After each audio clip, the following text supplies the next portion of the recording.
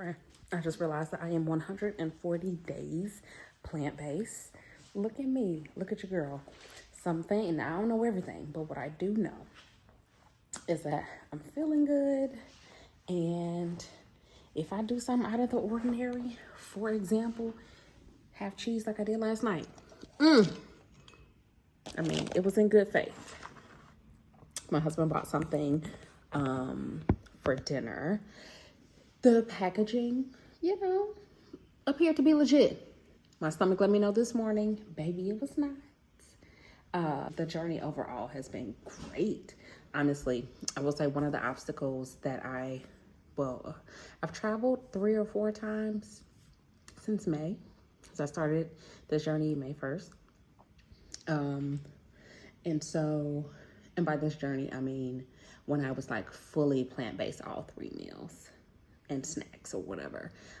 So my transition period was before that for about a month. And then since May, it's been essentially all 3 meals, whole food, plant-based. There are a few different ways or lifestyles that are incorporated in plant-based. It doesn't necessarily mean just no meat, like vegetarian.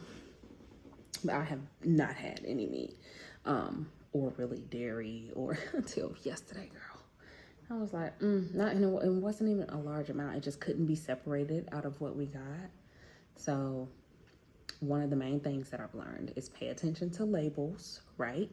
As a consumer, what is actually in there? Because even though you are not eating meat, or because something says plant-based, doesn't necessarily mean that it's a healthy option or that it will feel good for you. Because my goal is to feel my best, not necessarily just to say, oh, I don't eat that. Because it can be plant-based and still make you feel like crap, right? I feel like we know some people that eat junk, don't eat meat or don't eat certain things, but they also eat junk. Not that you shouldn't have, some fun, but come on, friend. If everything you eat is out of a box, that's probably an issue. You're probably a little backed up. So reading labels is something to definitely get more comfortable and familiar with. What else would I say? A second thing that I would say is my skin feels good. I'm definitely regular. The supplements that I've taken to help with just meeting my needs and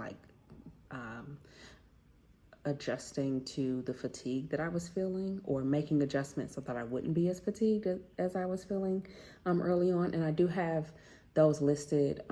There's an ebook that I made. It's a free book just about my transition. And other people I should probably share some of the feedback. I've gotten great feedback. So I'll make sure that's linked here.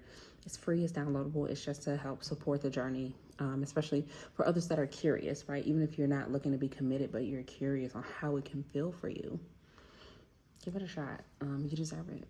You deserve not just to give your best, but to also be and feel your best for you. So, yeah, it's just something worth exploring. A third thing I would say is get comfortable verbalizing your needs.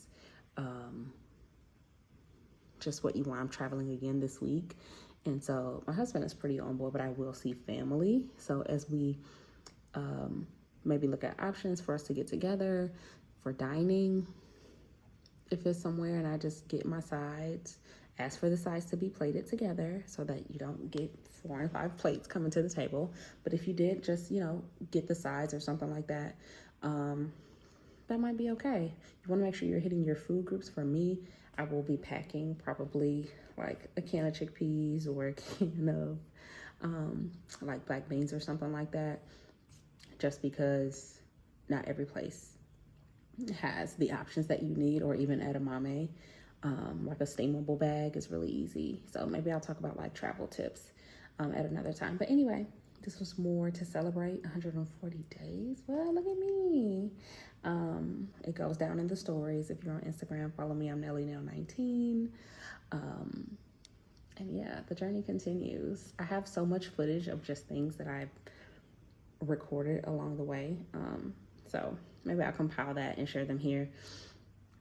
It's like my diary, bring you along the journey. I already know when I come back from NO, baby, I'm gonna have to get my life back together. So I'll probably do a reset, because even though it's not plant-based doesn't mean it won't be deep fried. Okay, like when I travel, a lot of things are either fried or just processed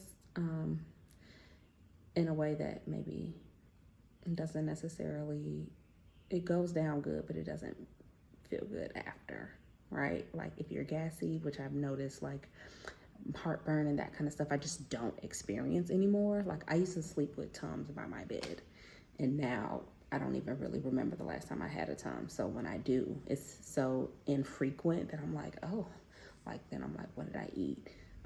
Because your body will talk to you. So this is just some encouragement to listen to your body. It's okay to be curious.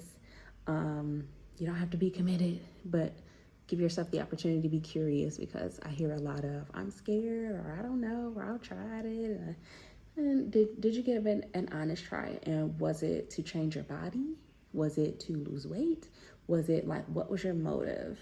Or was it really to get in tune with what nourishes you well, and like really helps you to feel good so you can thrive and not just be in survival mode and just, trying to get through. So anyway, that's my update.